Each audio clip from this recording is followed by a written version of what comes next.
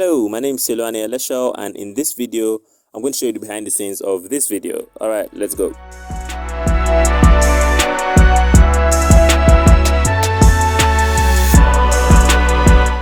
There were a couple of stages to this, so if there's any one part that you'd like me to go in depth on, please let me know in the comments. The brief. So my amazing friends at the City Project do this thing where they compile a Christian playlist every month, and what they asked for was a poster, the idea. Now, though they asked for a poster like cover art design, and that's what I would have done, but I thought it's a playlist and this is going to be posted on Instagram, so why not have a motion video that features the songs that are actually in the playlist as a way of introducing the playlist. So that was the idea, the concept. The first thing that came to my mind was an antique record player, so I sketched it, got references, and went straight to the design. My design process is divided into composition and coloring. Separating these two can be extremely life-saving, and you'll see so in just a minute. Composition. A composition is basically a collection of elements within a frame. Every single picture is a composition, and I create my compositions in Adobe Illustrator. When creating a composition, the first thing is to build on the sketch, and from that I look for opportunities to create depth. So although I started like this from the sketch, it turned out like this.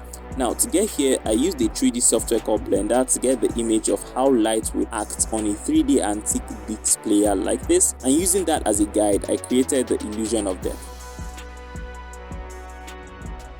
Coloring. The beauty of doing the composition in black and white is it makes it so much easier to then color it, thanks to blending modes and the amazing Photoshop feature called gradient map. Basically, while a normal gradient would do this, a gradient map does this.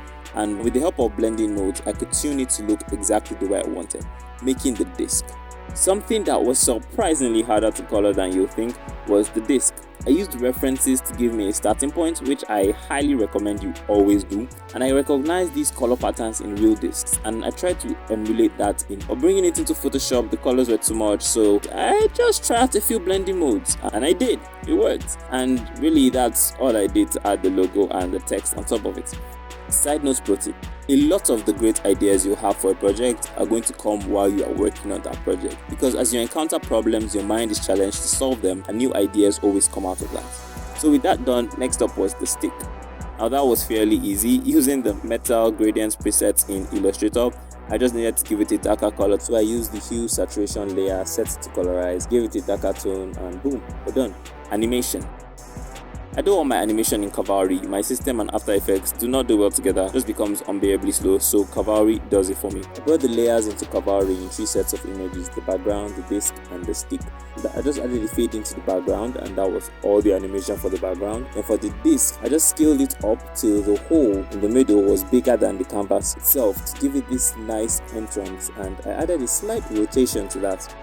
I duplicated the disc and put the second one in a rotation loop so that after this point it will just rotate to infinity. For the stick, when I imported the image in, the pivot point was in the center and it would rotate around and not look realistic, so I shifted the pivot point using what's called the align deformer in Cavalry, and now when you rotate it, it rotates from the pivot point. But you see that there's this end that still pops out, so I just added a slight scale and position animation to take it from this to this. It's subtle, but a little thing to make big differences. So it gets to a point where you see these music waves in the background and the color gets more saturated. That's also basically just blending modes. Here I used the overlay blending mode and dropped the opacity to 60% because I wanted the change to not be overbearing but still have enough contrast. And those particular music waves were done in their own composition. So for the waves composition, it's basically all starts with this particular wave right here.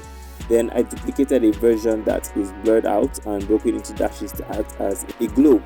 The real deal is the duplicator, which just takes that wave, offsets it, and then duplicates it horizontally to give it that continuous flow. For the text animation, I used a feature in Cavalry called chromatic aberration. While the animation was chromatic aberration, the changing text itself was the string manipulator in Cavalry. If you want an in-depth beginner Cavalry tutorial, let me know. Here's how the string manipulator works. String is code language for any text, so that transition string could also be called transition text. So when the percentage here is 0, it stays on the original text, but as it moves, it begins to transition to the final text. Now in this our case, that is after and Basi. But as you can see, the transition is kind of jarring. So the chromatic aberration comes in to kind of smooth it out such that you can't actually tell when the transition is happening. So that's how we did the text. The final step, compositing. I do all my final compositing in DaVinci Resolve.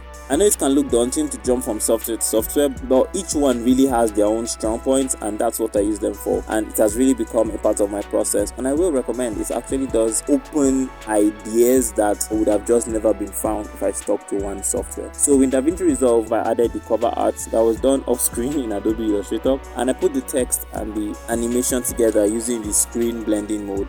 So there was a part where the songs changed and I wanted the visuals to corroborate with that. So I added some video layers and used the screen blending mode again to composite them into the video. And just cut the music to what I had, and with all that done, here's the snippet of the final. If you really think this was helpful, I only ask one thing, just one thing, share it. You don't have to like it, you don't have to subscribe, but if this added value to you, then please add value to somebody else. If you don't think this was helpful, let me know in the comments. I'm open to your opinions. That's how we grow as creatives.